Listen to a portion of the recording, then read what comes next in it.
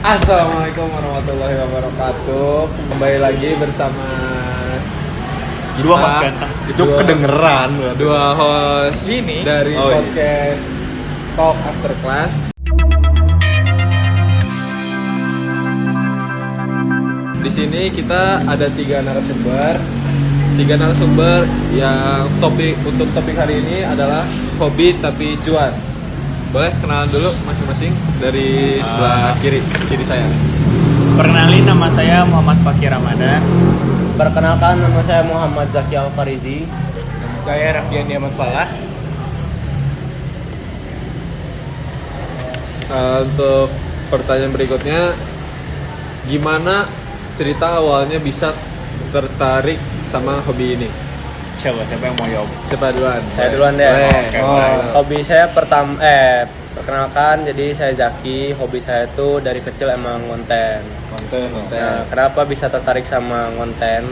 Karena pernah ngelihat ada YouTuber yang eksperimen tentang sains gitu, dan gua ngerasa dia tuh sangat inspiratif orangnya. Kayak gua pengen jadi orang yang bisa menginspirasi orang juga.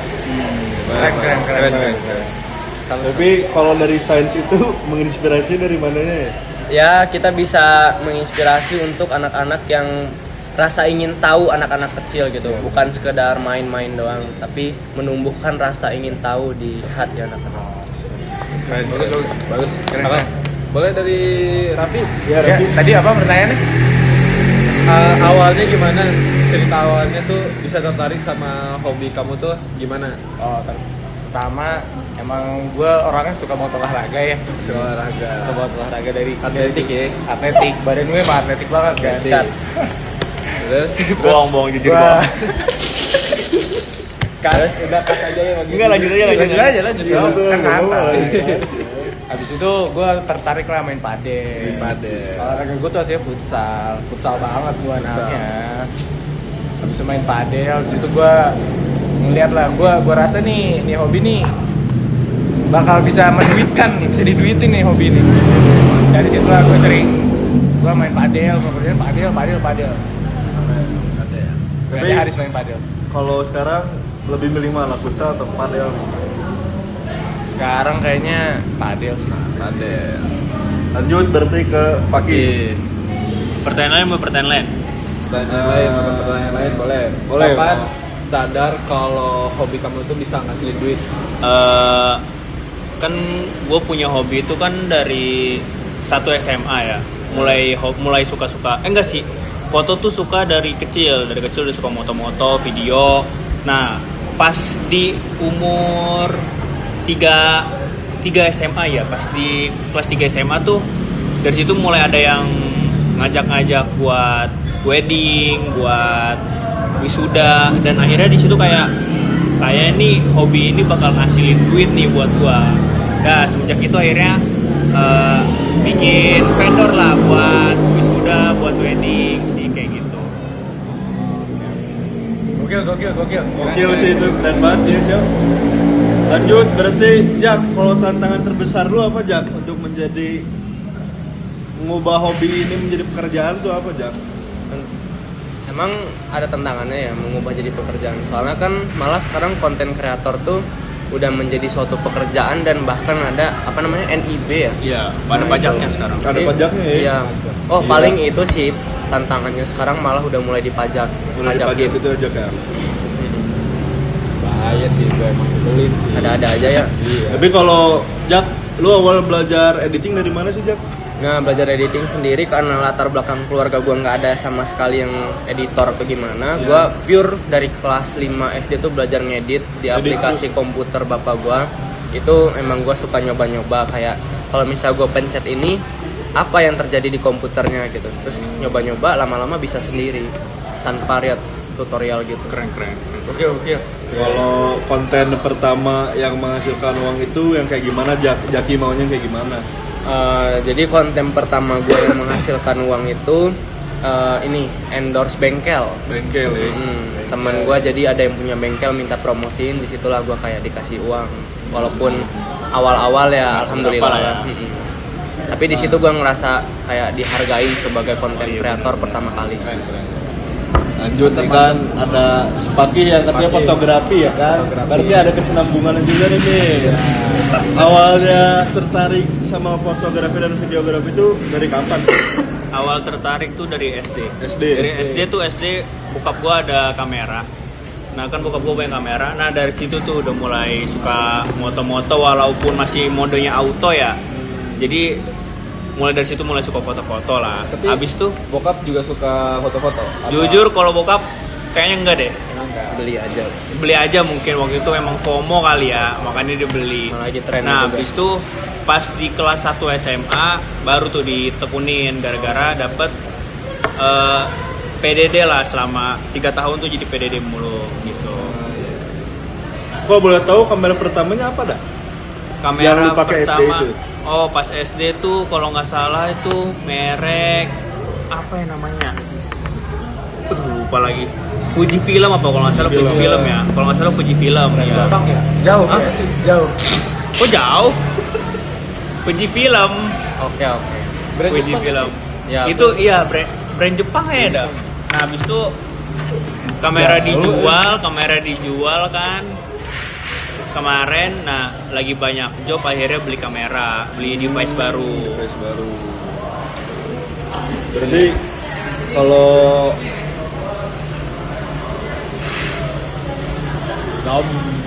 project yang paling berkesan apa nih Ki? Yang udah dilakuin? Project paling berkesan ya waktu itu. Kalau paling berkesan sih sebenarnya pas acara ada namanya kan, jadi tuh sekolah ngadain acara kayak penampilan gitu.